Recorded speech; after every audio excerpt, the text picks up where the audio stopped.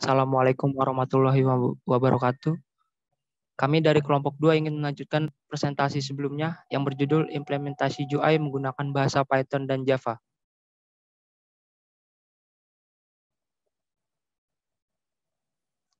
Hasil program Python. Hasil dari program Python yang kami buat pada gambar di slide sebelumnya terdapat sebuah kalkulator sederhana yang memiliki tombol dan display yang masing-masing sudah mempunyai fungsinya tersendiri. Contohnya pada saat kita menekan tombol angka 5, maka akan muncul angka 5 di kolom display. Lalu ketika kita menekan tombol tambah, akan muncul simbol tersebut di dalam kolom display, seperti pada gambar slide sebelumnya. Kemudian, jika ingin menjumlahkan hasil dari penjumlahannya, kita tinggal menekan tombol sama dengan, dan otomatis akan muncul hasil dari penjumlahan tersebut, seperti pada gambar slide sebelumnya. Tidak hanya itu, tombol-tombol yang lain pun memiliki fungsinya masing-masing sesuai pada kegunaannya. Seperti tombol clear yang akan otomatis menghapus semua yang muncul pada kolom display. Di sini saya akan menunjukkan hasil kalkulator yang telah kami buat menggunakan bahasa Python.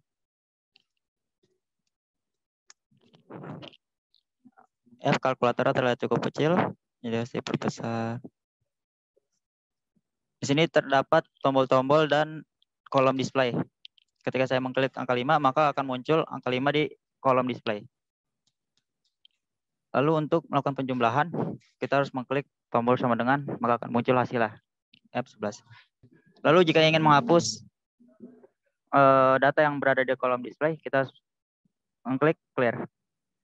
Tidak hanya tombol sama dengan, tapi tombol-tombol yang lain juga mempunyai fungsinya. Seperti 6 dikurang 2, kemudian 4, 6 dikali 5 sama dengan 30, lalu 6 dibagi 3 sama dengan 2. Mengapa di sini terdapat titik koma 0? Karena di dalam logika Python, semua data pembagian itu datanya diubah menjadi float atau bisa disebut desimal.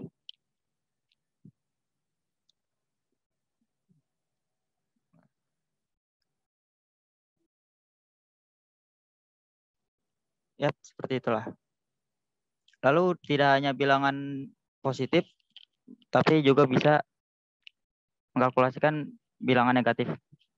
Seperti minus 5 ditambah 3 sama dengan minus 2. Minus 5 dikali 4 sama dengan minus 20. Kalau minus 5 dikali minus 5 sama dengan 25. Ya, kira-kira seperti itu.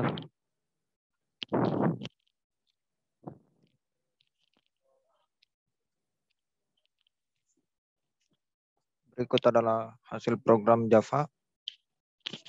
Ini adalah kalkulator sederhana yang dibuat menggunakan bahasa Java dalam software NetBeans. Secara desain hampir terlihat mirip dengan kalkulator yang dibuat menggunakan bahasa Python.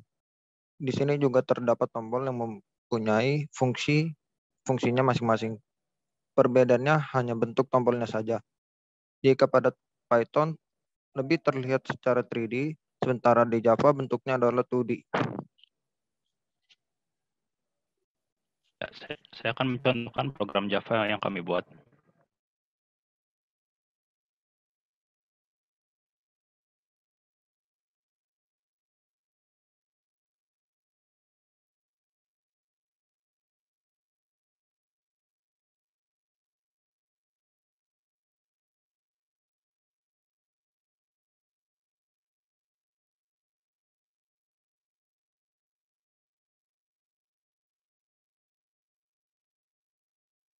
Ya, di sini dapat terlihat bahwa desain UI kalkulator Java ini sangatlah mirip dengan UI kalkulator Python yang kami buat sebelumnya. Sama juga dengan fungsi-fungsinya mirip seperti penjumlahan,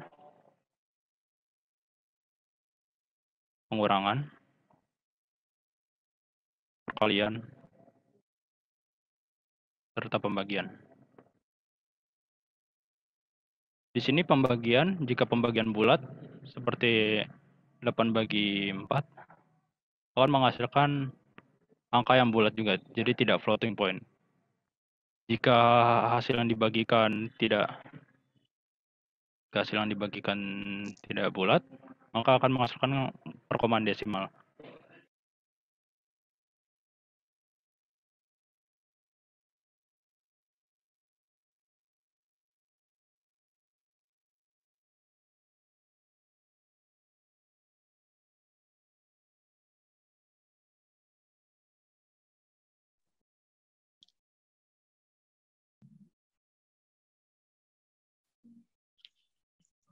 Berikut adalah kesimpulan dasaran kami.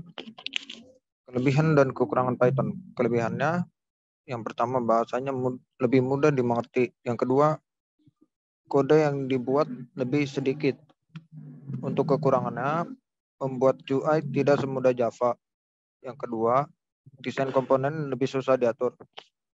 Untuk kelebihan dan kekurangan Java, kelebihannya yang pertama, lebih mudah membuat UI menggunakan drag and drop. Yang kedua, desain komponen lebih mudah diatur. Kekurangannya, kode yang dibuat lebih banyak. Yang kedua, bahasanya lebih susah dimengerti.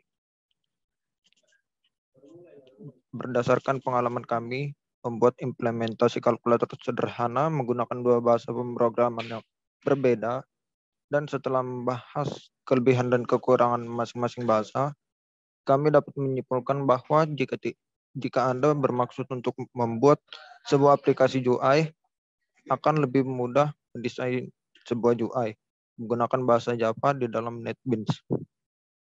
Tetapi jika Anda tidak hanya ingin menggunakan kode saja, sangat kami sarankan menggunakan bahasa Python karena bahasanya lebih mudah dimengerti. Untuk tambahan, saya akan menjelaskan pengertian dari topologi bus. Pengertian dari topologi bus merupakan suatu cara untuk metode yang digunakan dengan menghubungkan dua maupun lebih pada komputer secara serial menggunakan kabel utama untuk pusat, lalu lintas data atau sebagai core center. Secara umum, topologi ini digunakan pada jaringan yang memiliki skala kecil, yang mana untuk seluruh perangkat jaringan terhubung melalui kabel tunggal. Cukup sekian dari kami. Terima kasih banyak. Wassalamualaikum warahmatullahi wabarakatuh.